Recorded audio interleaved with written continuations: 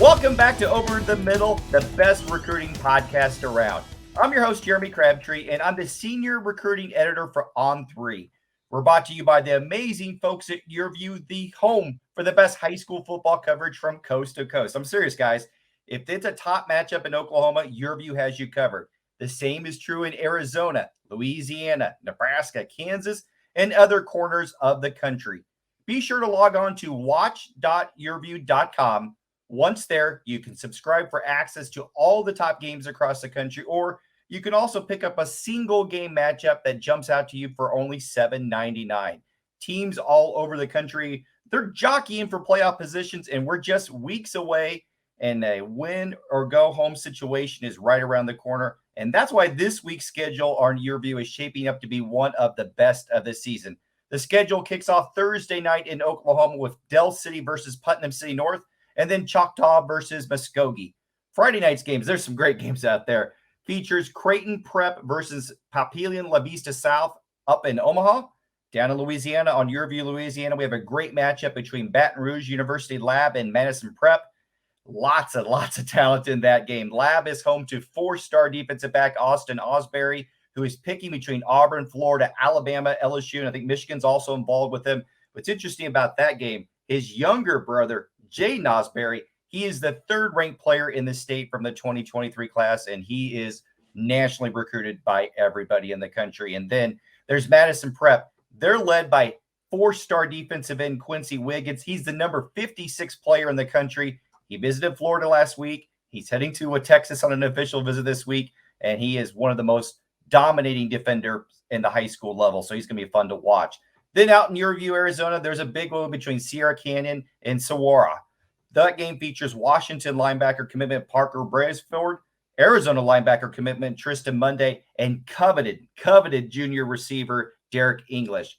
Don't forget, you can see all of those games locally or online at watch.yourview.com. All right, let's dive into this week's topic. For those of you that have been with us since the beginning, you know we like to cover big picture topics that transform recruiting. We don't always get into, hey, this guy's going to this school or Alabama's got 25 5-stars. We kind of avoid those discussions. We like to talk about the topics that transform college football and college football recruiting. And speaking of transformations, no program in the country has altered its DNA over the past decade more than the Kentucky Wildcats. The Wildcats are 6-0 and head into Athens, Georgia for a matchup against the number 1 Georgia Bulldogs. It's the biggest game of the weekend, and it has developed into one of the biggest games of the year. To help us break down how Kentucky, a basketball school blue blood that has struggled over the years to produce a consistent winner in football, has turned around, and I think it's the best story in college football this season. I'm honored and to be joined by Kentucky Sports Radio Nick's Roush. Nick, welcome into Over the Middle. Happy to be here. Happy to have this opportunity where Kentucky's playing a number 1 ranked team in the country, and they've earned the recognition, the respect they're getting from the national media. First time I saw this, 2 6-0 teams from the SEC East have played each other. I was shocked that a Tennessee, a Florida, any of those in the 90s, that never happened. It's going to be a first this Saturday in Athens. It's going to be a great atmosphere, and Athens is always one of those great places to watch college football. But and Nick, we'll talk a little bit about how this season's team was built through recruiting and what and how the Wildcats do things. But first, I have to start by asking you how we got here. I mean, it's not been a short journey here to get to the point where they're 6-0. I know Kentucky's AD, Mitch Barnhart, 20th year there as the Wildcats athletic director, and he turned to Mark Stoops to turn the program around in 2013, and things didn't go easy right out of the gate. I mean, there certainly were some ups and downs. I know they had that 10-3 campaign in 2018, and then they went back downward the last 2 years. And Barnhart kind of defended Stoops throughout this whole process and believing that he was the right man to right the ship at Kentucky. And here we are, 6-0. It's the best start since since Bear Bryant was the head coach in 1950. I talked to Coach Stoops right after he was hired at the AFCA convention, and he told me point blank, Jeremy, it's going to take a long time to turn the culture around. But man, there's There's We've a never seen story somebody have that too. much patience, right? I mean, it's no one's ever waited this long in college No. And there's a story from Stoops' first spring where he actually scrimmaged EKU just to kind of see what he's got. FCS Yeah. EKU and Eastern Kentucky handedly beat them. Like it kind of ran them off the field. They didn't have the Jimmies and Joes there, even though Joker Phillips was Rich Brooks' recruiting coordinator. Somehow he wasn't bringing in the guys because they had this long philosophy of we're going to just get the scraps from Georgia or different parts of the South. It was a very odd method. And Stoops, he was like, why are we trying to fight Georgia Yeah. for guys in Georgia? Let's go to the state of Ohio. I have strong ties there. It's close. It's the closest SEC school to the Big Ten. Like, let's get this 6-hour radius established and go find some players there. And one of those players was Benny Snell, school's all-time leading rusher. In a lot of cases, it's been we're going to recruit guys who and develop them into stars.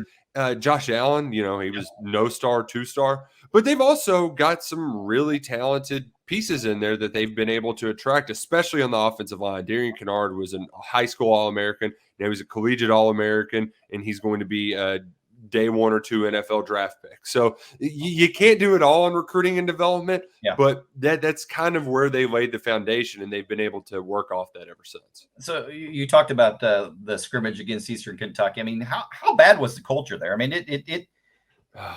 you have to. It's not just show up and recruit better players. You got to change the culture and improve facilities. You got to do everything to turn a program around. It can't be just done on the recruiting track. You're exactly right. And there was a breaking point of sorts in 2015. Kentucky's playing South Carolina, and you get rumors going around that Stoops is up to no good. And you also had some of the old guard, some of the older players that had been around for the previous era.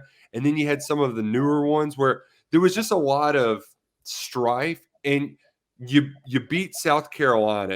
I think it might have even been 2016. It might have been year 4. You beat South Carolina at home. You take care of business, and then you get the buy-in. Because I think that's the hardest part of a rebuild is to get people to believe. Like the lip service, that's easy. The rah-rah stuff, that's easy to buy into. But grinding every day, and it's cliche now, trusting the process, but continuing to do that is difficult. And Stoops was able to sell them on his vision long enough to create that buy-in. A friend of mine said, Stoops isn't a genius out here, but he had a plan and he's worked hard. And that hard work has made that plan come to fruition. And how much of the plan was the support from the administration? Because we've talked already. No coach, no athletic department in modern college football history is waiting 9-10 years for a team to turn around like this. Well, and some of it is at Kentucky. You are lucky enough to where, for Kentucky fans, Kentucky's been quote unquote back for 5 years now. They haven't been in this national conversation the whole time. But when you're going to postseason games, that's what we want. We want to have a party in December in Nashville at the Music City Bowl. We're totally cool with that. That's fine with us. So I think that part of the equation helps.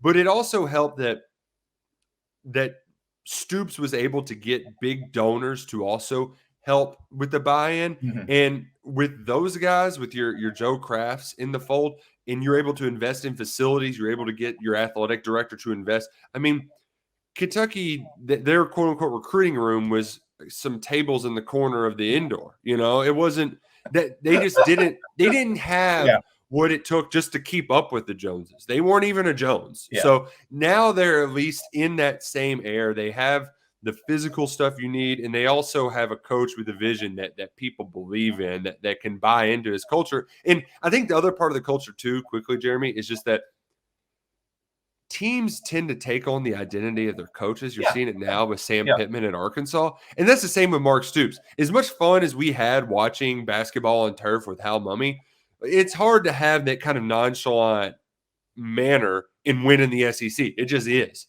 And Stoops is hard-nosed Youngstown. We're just going to fight, that plays in the SEC, especially against a team like this weekend at Georgia. Yeah, definitely. Okay, So we've heard a lot over the years that basketball schools can't be great at football, and we've heard all the inverse, that football schools can't be great at basketball. So we could talk for a year about the great history that Kentucky has on the basketball court.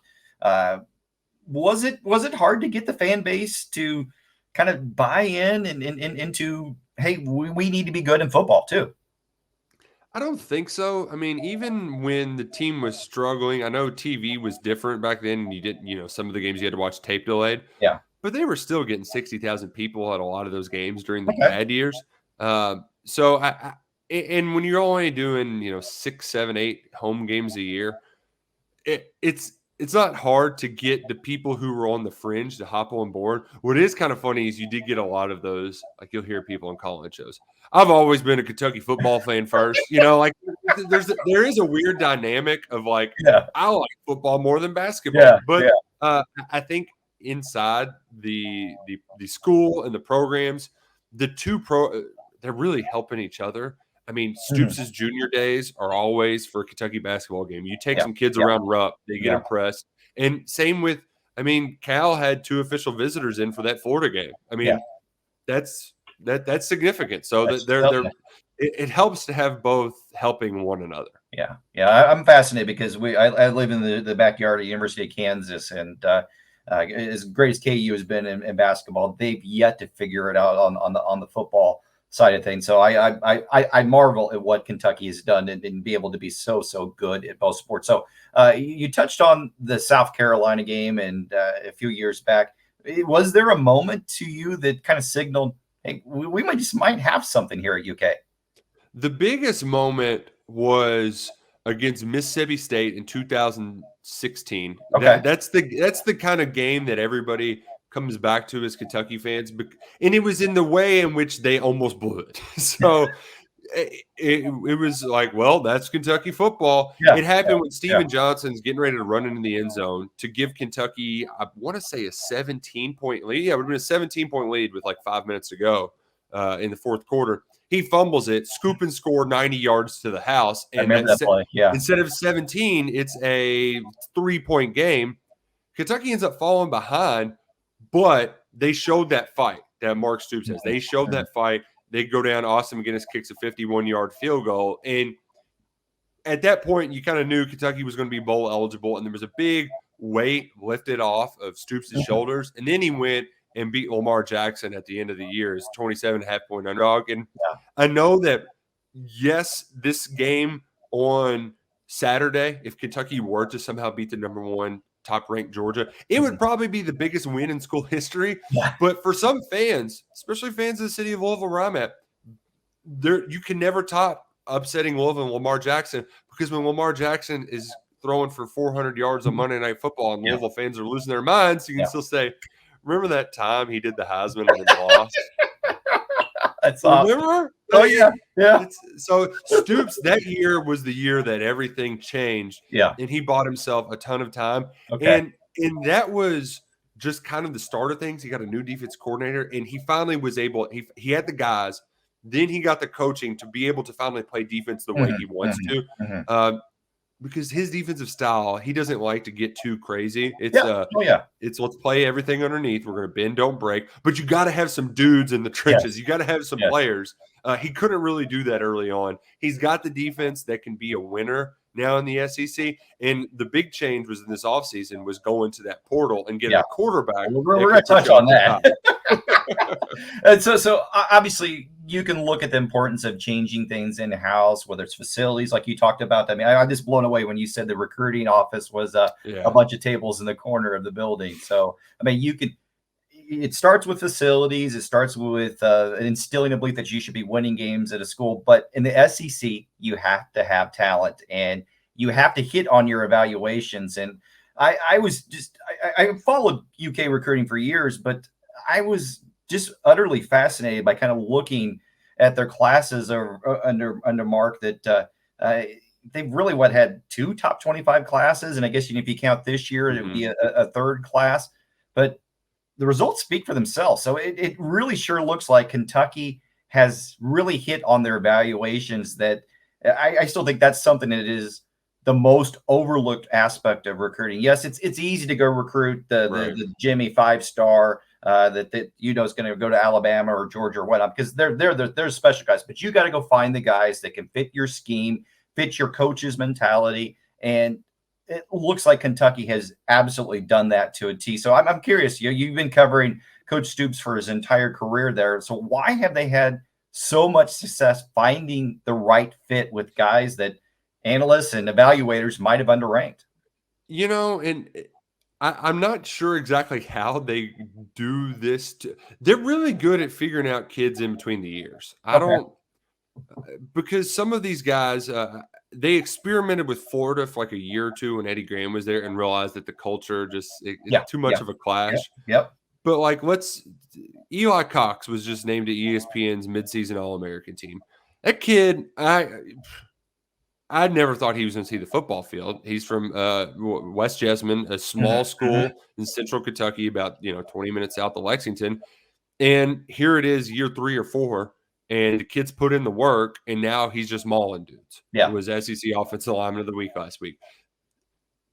They've been really good at taking the guys that are never going to have high rankings because of the nature of where they play, what have you, and knowing that, okay, this person fits in with what we're able to do, and we can develop them. And then some of it is also just making sure that your 4-stars play like 4-stars. Yeah. So Mike Edwards, Super Bowl champion last year, great example of that. You get this big recruiting win, 4-star out of Cincinnati. He comes in, he starts as I believe a true sophomore, played some as a true freshman, and is one of 2 defensive backs with 300 tackles, had a lot of pass break. He's just one of those instincts guys that really pop. So yes, that there is an extent of you have to invest early in some of these 4-star guys, and for some of the guys that might be some schools might not want to take a flyer on. Lynn Bowden at Ohio State. That Ohio State was just like, I don't know about this kid. I don't know about this kid. And Kentucky was able to they never wavered in their relationship. They offered him early. They stayed on him. And when Ohio State tried at the end, Lynn was like, I know what y'all up to. Kentucky's been real with me the whole time. And he was a program changer. Yeah. He kept it afloat. He was a part of those big wins at 18. He kept it afloat at 19 by moving to quarterback. So that part of it has helped too, that they are good at also evaluating an early age. And I think the next step in all of this, Jeremy, is that they're able to now branch off some more into the Deep South. And the guy who returned the blocked field goal against Florida, 75 yards for a touchdown, Trevin Wallace, was an absolute steal, where he was going to go to Auburn. Yeah. Things fell apart, but Kentucky had been there. They fired Gus Malzahn 3 days before signing day. John Summerall never stopped recruiting the kid. He joins the class. You might see that again with Tyrese Fearbury, a guy who's in the top 150, the on 300, who is from Pittsburgh, decommits to Penn State. Everybody assumes he's just going to go to Pitt. Oh, yeah. I did too. But Kentucky stayed on him. They never stopped recruiting him. And he says, you know what? I like what they're doing down there. I'm heading to Kentucky. Is Chris Rodriguez going to fall into that the mix too? The running back. I mean, if I go back and look, and he was lightly recruited with 11 offers, and my God, he's had a great system, great season. It is weird too, because I don't know what they didn't see in him. I get that a lot of stuff is your 40s, and but I don't. There was a similar kid, Travis Tisdale from Lowndes, who I think was, Lowndes is a big powerhouse. And he had a ton of touchdowns. He had the track numbers. I think he was a year younger than Chris, but I mean, he's way down there on the depth chart. And so sometimes, especially I think with running backs, it can be a little bit more difficult to wade through the waters. But there's no doubt that Kentucky, when they get those backs, they're able to turn them into studs. I love what I love what Kentucky does with their running backs. I mean, I think it's you're right. They find the guys that fit the scheme, fit the system, and they turn out outstanding. So you hit the nail on the head with that one. So you touched on it earlier, and I want to kind of go there because looking at how this current team is built, I mean, Coach Stoops has done a great job of taking advantage of the transfer portal. And I think you can make a a fair argument that nobody in college football has done a better job than Kentucky. You obviously have Will Levis at quarterback, who was at Penn State for 3 seasons. I mean, he was really, really good this season, especially last week against LSU. How did he end up in Lexington, of all places? Well, and some of this stuff is kind of dumb luck. Some of it, okay. I don't think when Mark Stoops hired Liam Cohen that he knew he was going to. I'm sure he said you can go get yourself a quarterback. Yeah. I don't know if he knew that it was going to be the guy that probably could have got Penn State a win over number 2 Iowa last weekend. Yes. But Cohen and Levis had a long-standing relationship. I believe it's from where he trained when he was, they're both Northeast guys. So I think Cohen had a connection to the facility that Levis used to work out at. But that kind of was the epicenter of it. And, Levis, he was actually a redshirt on that team that Penn State lost to in the Citrus Bowl back in 2018, makes the move over with the prospects of, hey, we have an offense here. It's a pro-style offense. Yeah. You want to play professional football? Here's where you can learn it. So that was significant. But I do think that with quarterbacks, there is, you're kind of just rolling the dice a little bit, because – yeah. I mean, hell, every quarterback's a 4-star. You know what I mean? So, there is a certain you really need to throw what's up against the wall and see what sticks. The ones that are even more, I don't want to say surprising, but I think the best example of how to succeed in the transfer portal, it's the guy on defense that people aren't really talking about and the guy on offense that everybody's talking about. Wan'Dale Robinson, when he – I was going to ask you about him next, yes. He played Kentucky like a fiddle. I mean, and it wasn't anything that, he did. But, he was on Kentucky's campus. He might as well have been a part of that team whenever he was being recruited. He was from 20 minutes down the road and then kind of pulled the rug out from him at the 11th hour. And you could – I mean, the egos in this business, you could easily see them just, middle fingers up, burning bridges. But they didn't. They said, Wan'Dale – listen, you got to get out of the state. We get it. The pressure's tough. Go do your thing. And they knew, I think they knew. They were like, well, let's see how this Scott Frost thing goes. It doesn't go very well, and their arms are wide open, ready for Wan'Dale to return. Same thing with, I mean, I know it's a little bit different, but Jaquez Jones played for John Summerall at Ole Miss, and those relationships were not severed. Kentucky has Jamin Davis play out of his mind into a first-round pick. Then they have another kid they really like, tears his Achilles in the spring, and they say, all right, we got to go get somebody. And so it's funny how that works. Your former players decide they're not ready to play for a bad defense anymore. Yeah. And now Jones is over. He makes the pass breakup at the end of the Florida game. Yeah. He saved a touchdown in a Chattanooga game that was too close to call. And he had another one too, I believe, against Missouri that ended that game as well. So he has been a kind of an unsung hero. And hell, even the best of them all, or maybe even the best of them all, Dare Rosenthal, the left tackle, was just dancing all over his former team LSU last week in the end zone. So as Stoops said, it wasn't always popular to be a player's coach. It's very popular to be a player's coach during the transfer portal era. Yeah, no, and you're right, and that's something I think is going to be utterly fascinating to see. It's essentially free agency in college football in many ways, and right now I think this is fair. I mean, correct me if I'm wrong. I think Kentucky's done a better job of handling it and finding those right fits, arguably better than anybody in the country. Well, and I think it also helped that they weren't shy about getting transfers prior to the portal. Yeah. So they had a little experience. Marcellus Jones was one of those 5-star guys from Ohio State that they took a chance on, and I think he lasted a month, and they realized, all right, we can't just take everybody. And we also have to be willing, if things don't work out, then they don't work out. They can go on to the next one. I think, Xavier Peters was kind of that way, where it's buddy, get with it. If you can't get with the program, then you got to figure out your own way elsewhere. So I think having that experience helps. But the players coach thing, I mean, players talk. Yeah. You know this. They're not. Yeah. Stoops isn't a big curfew guy. He's not. And that little stuff, just the dorm setup. We don't realize how much that little stuff plays a factor in it. But I think it certainly doesn't hurt when these guys are making their decisions, or when they see other guys like Kelvin Joseph come and have a lot of success, become a second-round draft pick. When you see that kind of proven path before you, you're much more likely to jump on the bandwagon. Well, I got to this is a little bit of a tangent, but it ties into your player's coach saying, I have a daughter that is being heavily recruited to play college soccer. And we've gone on a couple official visits where, and one of the schools, the girls on the team pulled her aside and said, you don't want to play for this coach.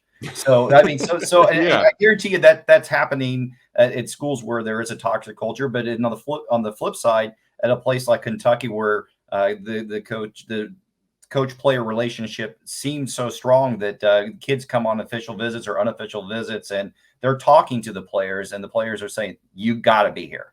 Yeah. And I'm not going to name names, but I've heard that Kentucky in a recent signing class really benefited from a guy at a top 5 program saying, you don't want to come here. This isn't the place to be. Yeah. So they talk. They do. And I think that's one thing, a part of the process, and that's overlooked, especially now in the world where social media, cell phones, and these kids, the geographic boundaries are gone, and these kids all know each other. A kid in Georgia can know a kid in Florida. A kid in Kentucky can know a kid in Texas. It's way different than even a decade ago. So it's so I think you hit the head on the nail. I knew Coach Stoops is such a personable guy. Every time I'd go to the AFCA convention, I make a beeline just to visit with him, and he would always find ways to ask about my family, how a way that a guy like that's busy running an SEC program would remember my family and ask questions about that. So I got to imagine he plays really well with prospects and sitting in living rooms with moms and dads. Yeah, and especially between him and Vince Marrow too, where they've never met a stranger. Yeah. I mean, in Vince's too, he's one of those guys that it doesn't matter what socioeconomic, demographic, ethnicity. He can walk into a room and be the coolest guy in any room. And that certainly plays well on the recruiting trail. Now, I was going to ask you about Vince because I've said it for years that he maybe is the most underappreciated recruiter in their country. And I'm so happy for him that he started to get some attention from national writers and other groups. And you talk to recruits that he's landed. What is it, that ability just to, maybe a chameleon's the right word, just where he can walk into any situation, fit in. But he's done wonders for not just recently, but for years trying to help get this thing turned around at Kentucky. Definitely. And I think some of it is that, when you're a recruiter, you're essentially a salesman, and you never feel like Vince is selling you bull crap. He can definitely be a P.T. Barnum. He's a reporter's dream. He gives us great quotes, but when he believes the message that he's sharing with 100% certainty. So I think that his realness, his genuineness, whatever you want to call it, that certainly helps. And to go back to the chameleon thing, I mean, he was known for a while, but when John Sharman came down with cancer, in 2018, said, Vince, we're going to take John off the road. He's still going to help you find guys, but you need to make sure that we're getting the best guys in Kentucky. It helps that Louisville has not been really hammering the state hard whatsoever at all. That's a whole other topic. Yeah. But he's made it a point that if you're one of the Kentucky is going to be a priority if you're a top 5-10 player in the state. Yeah. And the talent's gotten better. That helps a lot too when the guys that are growing up in your state are just getting much better at football. It wasn't too often that you got offensive tackles who were coming first round picks, but Jedrick Wills, they went elsewhere, but Damian Harris, it was pretty good to have some talented football players in your own backyard. Yeah. Speaking of a potential first round picks, I do have to ask about Coach Marrow's role in landing, I guess, is it arguably Kentucky's biggest commitment ever from 5-star offensive tackle Kenyatta Goodwin out of Charleston. Everybody in the country was recruiting him, and actually still looks like they're still trying to recruit him. But he seems like he's locked in with Kentucky, and Marrow's a big part of that, isn't he? Yeah. I mean, it's kind of funny because Keontae his recruitment's having so long because they were writing stories about him as a middle schooler. I remember Bleacher Report coming in to Iroquois Middle, and they're talking about Georgia and Kentucky and Louisville offering him. And Vince always made it a point to keep that kid around, but he also never their relationship has been very familial. Okay. I mean, and I don't have a better way to say it other than hell, when I run into Keontae at the catwalk, I mean, he's basically there every week. When it was camps, he was in Lexington. When there's summer camps, Kentucky football summer camps, he'd be there. Even if he wasn't running through stuff, he's hanging out. Yeah. And I think some of the proximity certainly played a role in how Vince established an early relationship.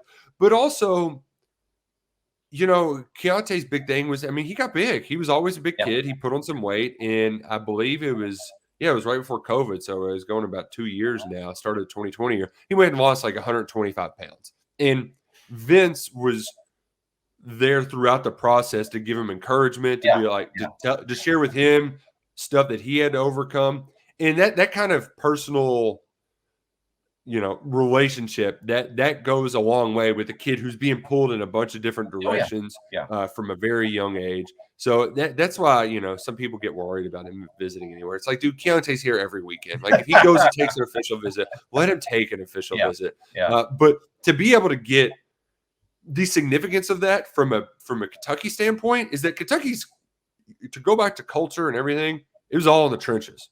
And a lot of those guys that built that were homegrown. Landon Young, Drake Jackson, All-Americans in high school. Landon turned into an NFL draft pick. When those guys start leaving and you don't have the same coach in there, you cannot let that slip away. You cannot let the big blue wall not become the big blue wall. Yeah. Getting Goodwin, getting a guy from Eastern Kentucky, a 4-star, and Grant Bingham, and then having the chance to get Emil Wagner, another guy that Kentucky's all over, top 150 guy, whose older brother went to UK, that Vince recruited both of them. That's how you keep the train rolling and make sure that this 2021 season is not just a flash in the pan. No, and you kind of hit you nail the head. I was going to ask you what Kentucky must do to kind of keep that momentum going, because you're right, it is great to start to show a trend, but let's be honest, this is the SEC. Everybody else is going to recruit great players also, so you gotta continue to build that momentum. So you highlight a couple other guys. I mean, are there what's left for them to do with this class? I mean, are there priority names that we need to be watching out for? The big one, Dane Key, is a top 250, 300, depending on which recruiting service you look at. His dad went to UK. He's close family friends with a KSR co-host. So we've been talking Dane Key for years and years. Yes. But he is that's been the next step that Kentucky's missing. They've recruited the trenches well. They found really good linebackers and really developed them. But the skill talent, that's what's been missing. And that's what having Wandale Robinson, that's made the difference. Yeah. So and you can't rely on the portal all the time to get those guys, because, let's be honest, if you're in the portal and you got a chance to catch 150 passes in a Mike Leach offense versus Kentucky's offense, so it's a little bit harder to do in the portal. That's why you have to find them on the recruiting trail. I think they got some kids like Chris Lewis and DeKel Crowdis, Chauncey Magwood. Those are some pretty good recruits, sprinkled throughout the South in this most recent 2020 class. And they have some guys in 2021, but they really need Dane Key to be that guy, because he's a bigger receiver, 6'2" or so, that can go up and make some plays on the sideline. That really, that's what they need. They need guys that can vertically test teams like Georgia, where they're daring you. They're playing press man. You got to have some guys that can go win those one-on-one matchups. And frankly, they haven't been able to get that kind of player. So getting Key is the big fish in this class. They've gotten Barry and Brown, another 5-star. They got him on campus for an official visit against LSU, which that's huge. I know getting him to not go to Alabama is tough, but they're sniffing in the right areas. It's just a matter of, all right, you've got to get a couple of them, because hell, it only takes one or two to take your team to a whole new level.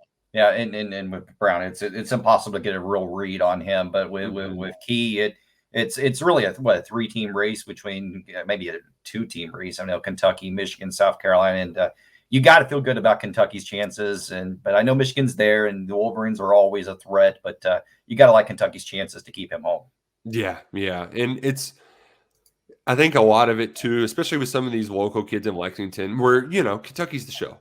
Everybody talks about Kentucky. There is a lot of pressure, so I think for a lot of them, Frederick Douglass is the big school that's produced these talents like Jagger Burton, who's on the team now, Walker Parks, who's at Clemson. I think a lot of it is validating that Kentucky's the right decision, not just because it's Kentucky and it's right here, but because it is the right place for me. And I think having Cohen come in this year, that was a significant change. It was the right change, and Stoops went and got the right guy for that job. Yeah, no doubt. So, all right, now we've got the train going in the right direction. We've seen success in the portal. So, is this going to be on track? I mean, is this Coach Stoops got this built to last? Yeah, and when I think down the road, if I'm trying to project next year and all that sort of stuff, there's no doubt that they've got a ton of experience they're going to lose from this team. But at the spots that really kind of matter from making sure the floor doesn't fall out beneath you, like the floor really is about 7-8 wins now, because of the way they've recruited offensive line, defensive line, and also down at running back. Like there's Lavelle Wright's a fifth stringer, but like dude was being talked about as the king of the castle, this spring when he's getting a lot of the reps as an early enrollee at running back. On the defensive line, it's unfortunate Octavius Oxendine isn't going to be able to play this week, but he's just in his second year. He's a redshirt freshman who 2 sacks, get named SEC Defensive Player of the Week. He's playing next to, now the names escape me, Justin Rogers and Josiah Hayes, 2 top 200 guys in their respective classes. So there is a lot there still that will be there once some of these guys move on. So I think that's where you have raised the floor significantly. It's just breaking through the ceiling. You have to beat a team like Georgia. That's really the final domino that has to fall, and that's a tough one. They've been close, and it's just I think there is some frustration that Stoops is like, well, I finally got the team to beat Georgia, and Kirby's like, well, I finally got a team that can win a championship. It's like, it's going to be a tremendous game, and I know you guys are going to have it covered from beginning to end. And Nick, I think we could talk about this for days here. And as I've talked about here, I have a special affinity for everybody in the Stoops family, and Mark has always been outstanding to me over the years. So I'm excited about the progress they made, and I'm sure it's been fun time really kind of covering this transition. I felt bad because I've had so many different like random radio hits and stuff. Like people never want to talk this much Kentucky football. They never do. So I love it. I love all the profiles. All Ivan Mizell, right? Reaching out to Bob. Bob never talks about Mark, but he will when they're getting ready to play Georgia. So I love it. Can't get enough of it. Second game day game I'll ever attend. So last time Kentucky couldn't beat Tebow, but hey, Tim Tebow, he ain't walking through that door. He's hanging out on the SEC Nation set. So he's on a TV set instead. So, all right, Nick, tell folks how they can find your outstanding work with KSR and also on social media. I am at Roush, like the Mustang, ROUSH, KSR on Twitter. That's where you find all my work. But KentuckySportsRadio.com. We're posting 25 times a day. Any and everything in the Big Blue Nation, you will find it there. Yeah, you guys are a freaking machine. I mean, I just I've been around sports journalism and with networks at Rivals and ESPN and over 25 plus years, and nobody does it like you. So if you have any inclination that you like anything Kentucky, you have to go there. It is the destination site, and you do a tremendous job. And you've watched history here covering this over the last 12 years. Man, my first thing I ever covered, Joker Phillips brought an ice cream machine to practice. And when I shared that video, it was a joke. Like everybody just made their jokes. Yeah. But, 7 months later, Stoops gets introduced as head coach. And, man, the rest is history. It's been, like you said, it's been a kind of a slow climb, but it's been a steady climb. Yeah. It's just been plodding, chugging along. And now the moment's finally here. We'll see if they can seize this opportunity between the hedges. Well, no matter what, it's going to be an electric atmosphere, and no matter what, you guys are going to have it covered on KSR. So good luck getting down there to Athens, and It's gonna be fun. It's gonna be a fun atmosphere, regardless of what happens. Jeremy, I appreciate it, and it's been a pleasure. Yeah, no doubt, no doubt. All right, okay, folks. That's it for this week's edition of Over the Middle. Once again, I'm your host, Jeremy Crabtree with On 3, and we can't do this show without the fine support from the great folks at Your View. Your View is your home. Yes, it is your home for the top high school football matchups from Arizona to Rhode Island and everywhere in between. Head over to watch.yourview.com and check out some of the great matchups slated for this week. And don't forget about those monster matchups Friday night in Louisiana, Arizona, and then the double headers in Oklahoma. I know I'll be logging in to watch them, and so should you. Before we go, show some love for your favorite recruiting podcast by leaving us a 5-star review on Apple Podcasts and on SoundCloud, and be sure to hit that subscribe or follow button. Thanks again for joining us on Over the Middle. God willing, we'll talk to you next week.